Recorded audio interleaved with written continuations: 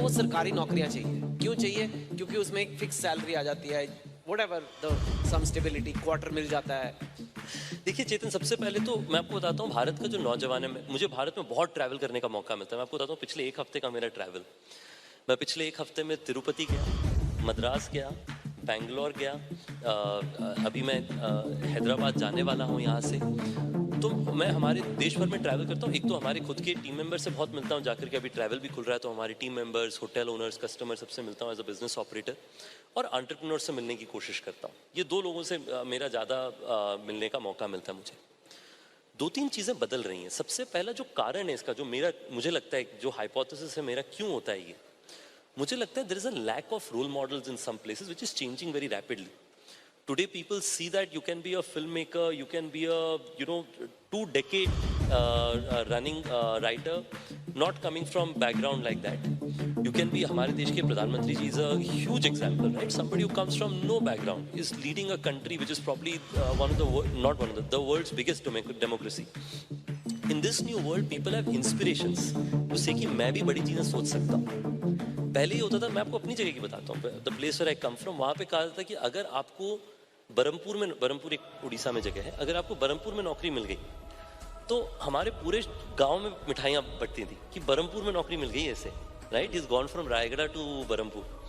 तो आज के ज़माने में वो नहीं, आज के दिन में इंटरनेट आ गया है, लोग यूट्यूब में देखते हैं कि अच्छा रायगढ़ से निकला एक लड़का अभी ओयो चला रहा है, तो लोगों के अंदर एक अलग जज्बा है, अलग हंगर है. तो मुझे लगता है ये बहुत जल्दी बदल जाएगा. ये it's a transient problem in my view. सबसे पहला तो आपको बताता हूँ, आपको शायद मैं आपको बता रहा था, किसी और को बता रहा था, हमारे एक रिसेंट कॉल सेंटर की टीम में मैं एक जने से बात कर रहा था, 22-23 साल का लड़का है. तो मुझे कहता है कि मैंने उससे पूछा आपको क्या करना है as you pursue your career. उसने कहा ये ओयो से थोड़ी बड़ी कंपनी बनानी है मैंने, right? 20 to 23 year old, right?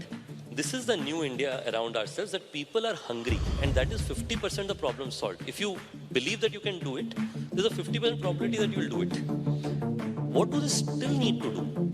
I think most people recommend people to say कि यार देखिए, entrepreneurship के अंदर में बहुत रिस्क है, आप ध्यान से जाएं. मुझे एक्चुअली लगता है कि द रिवर्स, मुझे लगता है कि लोगों को पीपल शुड एटलीस्ट ट्राई. बहुत बार लोग सोचते रहते हैं, आप कई बार देखेंगे, मैं तो हमेशा ही कहता हूँ कि I don't want to be the person who says कि मुझे ये आइडिया आया था और मैंने कोशिश की नहीं किया. बहुत बार आप देखेंगे ना, लोग कहते हैं कि मुझे आइडिया आया था 20 साल पहले बट मैंने किया नहीं. I never want to be that person and don't want anyone to be that person. तो हमें लोगों को एनकरेज करना चाहिए, आप कोशिश करें ना. ज़्यादा से ज़्यादा क्या होगा, 2 महीने में फेल हो जाओगे, आप तो करियर में भी फेल हो सकते हैं, हर जगह फेल हो सकते हैं, रिस्क तो हर जगह. So in my view young India is changing. Young India is dreaming of better, bigger things, and not just the best in Odisha, the best in India. They're chasing the best in the world, and they have the resources, they have the wherewithal. All we have to do is give them a gentle push, and I'm sure that 10 years from now you'll see.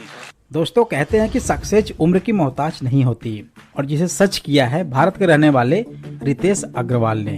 दोस्तों, आज के time में रितेश अग्रवाल को कौन नहीं जानता है, जो कि ओयो होटल के सीईओ एंड फाउंडर हैं. और आज ये मात्र 29 साल के हैं और इन्हें बिजनेस वर्ल्ड यंग एंटरप्रेन्योर का अवार्ड भी मिल चुका है. और इनका नेटवर्क अप्रोक्स 1.5 बिलियन है, और जो कि इंडियन रुपीज में अप्रोक्सीमेटली होते हैं 11,450 करोड़. और ये ओयो होटल्स के ऑनलाइन सर्विस प्रोवाइड करते हैं. तो दोस्तों, आइए जानते हैं कि इनके सक्सेस का बेस क्या है और ताकत क्या है. ओयो होटल्स को ऑनलाइन प्रोवाइड करना, दैट मीन्स प्रॉपर्टी किसी और की, नेटवर्क इनका, लाइक ओला उबर. मतलब कि अगर आपको रूम चाहिए तो आप बेशक ऑनलाइन चेक करेंगे और उसमें ये आपकी हेल्प करेंगे, मीन्स पावर अप नेटवर्क. और ये पूरा संभव होता है मार्केटिंग से. अब मार्केटिंग से सक्सेस कैसे मिलती है ये समझते हैं. इन्होंने सबसे पहले नेटवर्क के जरिए लोगों को सर्विस प्रोवाइड किए एंड देन उस पे मार्केटिंग किए.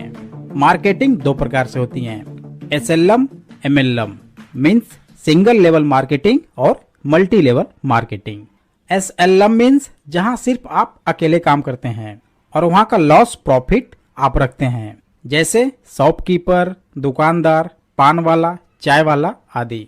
MLM मीन्स जहां 2 या 2 से अधिक लोग मिलकर काम करते हैं या फिर जिनके लिए काम करते हैं, like bank, institute, college, universities, Idea, Jio, Vodafone, telecom sector, film industries आदि। दैट मीन्स अगर आपको सक्सेस चाहिए तो आपको MLM करना होगा, और बिना MLM के सक्सेस मिलना इम्पॉसिबल है, क्योंकि इस दुनिया में जितने भी लोग सक्सेस हुए हैं सिर्फ और सिर्फ MLM किए हैं, यानी कि मल्टी लेवल मार्केटिंग किए हैं। तो अगर आपको सक्सेस होना है तो अपने काम को MLM में बदल दो, और MLM के जरिए ही इन्होंने अपना नेटवर्क बिछाया और फिर उस पर मार्केटिंग की।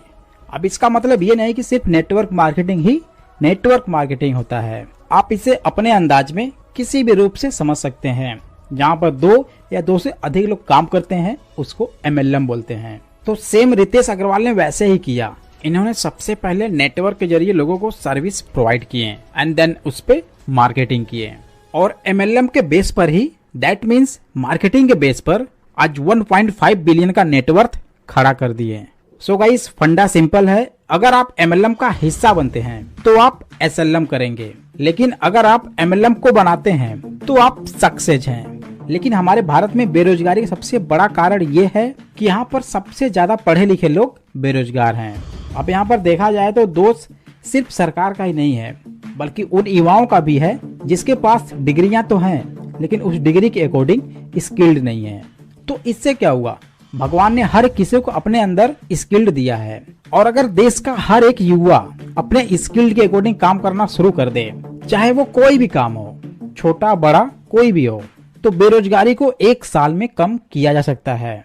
लेकिन अगर हर एक परिवार में सिर्फ 1 कमाने वाला और 4 बेरोजगार रहेंगे तो इस कंडीशन में बेरोजगारी कम नहीं होगी सिवाय बढ़ने के, और जितनी ज्यादा बेरोजगारी बढ़ेगी उसके हिसाब से महंगाई भी बढ़ती जाएगी।